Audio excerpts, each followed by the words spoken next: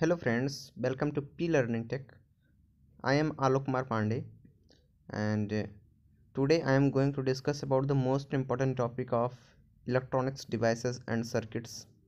First unit, that is formation of equivalent circuit with the help of H parameter. मैंने आपको अभी अपने पिछले लेक्चर में इक्विवेलेंट मतलब H पैरामीटर्स के बारे में केवल बताया और वहाँ पर टू पोर्ट नेटवर्क की सहायता से मैंने दो इक्वेशंस वहाँ पर प्रूफ किए और आई होप आपको वीडियो आपने देखा भी होगा और आपको समझ में आया भी होगा।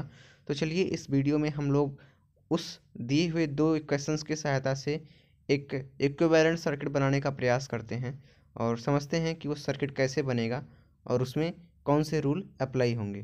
तो ध्यान से देखिएगा मेरे इस लेक्चर को और आगे आने वाले नेक्स्ट लेक्चर्स में मैं आपको ट्रांजिस्टर के इक्विवेलेंट सर्किट के बारे में बताऊंगा। यहाँ केवल इक्विवेलेंट सर्किट कैसे बनता है ये देखते हैं। चलिए, formation of equivalent circuit with the help of H parameter, यानी एच पैरामीटर की सहायता से हमें इक्विवेलेंट सर्किट बनाना है। जो दो इक्वेशंस हमें मिले थे, तो V I equal to H I into I I plus H R V naught, ये हमें पहला इक्वेशन मिला था, आप लोगों को याद होगा।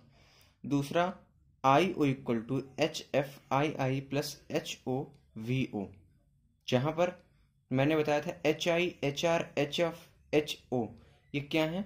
ये चारों हाइब्रिड पैरामीटर्स हैं, जहां पर आई आई वी जीरो और आई आई वी जीरो या वी ओ आप बोल सकते हैं। तो आई आई वी ओ ये क्या है? इंडिपेंडेंट वेरिएबल्स थे जो किसी पर डिपेंडेंट नहीं थे, जबकि वी आई और आई नॉट डिपेंडेंट वेरिएबल थे। तो आपको ये चार चीज तो क्लियर होगी कि ये पहली बात तो एच पैरामीटर्स के क्वेश्चन है। दूसरा H I H R H F H O ये क्या है? पैरामीटर्स हैं, एच पैरामीटर्स के चारों पैरामीटर्स हैं। और आई आई वी ओ ये क्या है? ये इंडिपेंडेंट वेरिएबल है जो किसी पर डिपेंडेंट नहीं है। और वी आई आई ओ ये क्या है? डिपेंडेंट वेरिएबल है, ये दिए गए इंडिपेंडेंट वेरिएबल्स पर क्या करता है? डिपेंड करता है। अब आइए हम इसका इक्विवेलेंट सर्किट खींचते हैं कि अब इसका इक्विवेलेंट सर्किट बनता कैसे है, समझते हैं। तो पहले इक्वेशन का पहले हम बनाएंगे, फिर हम दूसरे इक्वेशन का बनाएंगे, ठीक है। तो by first equation V I is equal to H I I I plus H R V naught, ये है हमारा फर्स्ट इक्वेशन। अब हमें इसका इक्विवेलेंट सर्किट खींचना है। तो आपने इलेक्ट्रिकल इंजीनियरिंग में पढ़ा होगा, या इलेक्ट्रिकल एक सब्जेक्ट है आपका, फर्स्ट सेकंड दोनों में आपने केसीएल और केवीएल पढ़ा होगा, यानी किरचॉफ वोल्टेज लॉ, जो कि नेटवर्क थ्योरम के पहले पढ़ाया जाता है आप सबको। तो यहाँ पर अगर हम केवीएल की बात करें तो केवीएल की सहायता से ये इक्विवेलेंट सर्किट खींचा जा सकता है, जहां पर वोल्टेज रूल, केवीएल मतलब किरचॉफ्स वोल्टेज लॉ, ठीक है, किरचॉफ के वोल्टता का नियम, इसके अनुसार जो वोल्टेज वी आई है और यानी जो यहाँ पे इनपुट वोल्टेज वी आई है, मैं आपको पहले इक्विवेलेंट सर्किट बनाया हूँ, अब इसको समझाता हूँ कि कैसे ये इसका इक्विवेलेंट है। तो वी आई क्या है? इनपुट वोल्टेज है। यहाँ पे आई वन क्या है? इनपुट करंट है।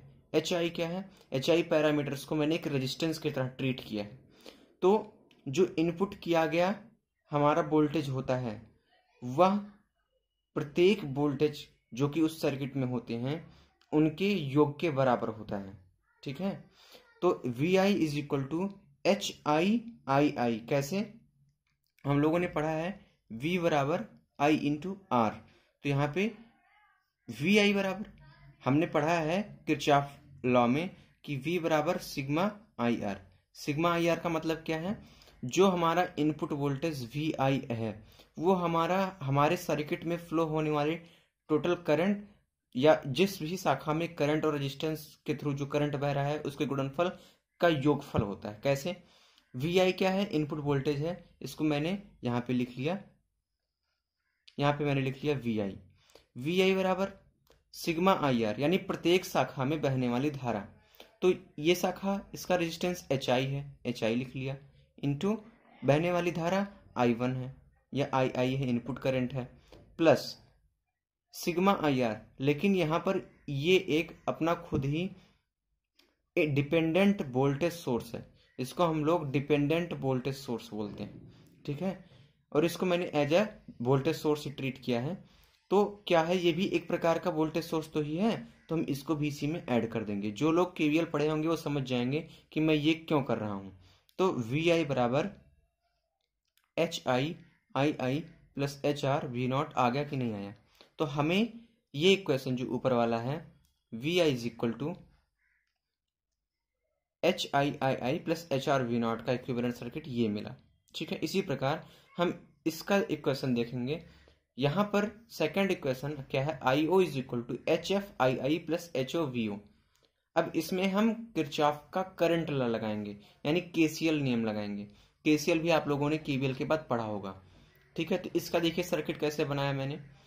केसीएल क्या कहता है कि जो इनपुट की गई करंट है आई, वो जैसे ये कोई पॉइंट है, कोई संधि है जहां पर आने वाली धारा तथा यहां से जाने वाली धारा धारा का योग सदैव बराबर होता है, या आने वाली धारा तथा जाने वाली धारा का योग शून्य होता है। कैसे, आने वाली धारा I1 है, जाने वाली I2 I3 है, तो I1 और जो जाती है वो माइनस की जाती है, I3 बराबर 0।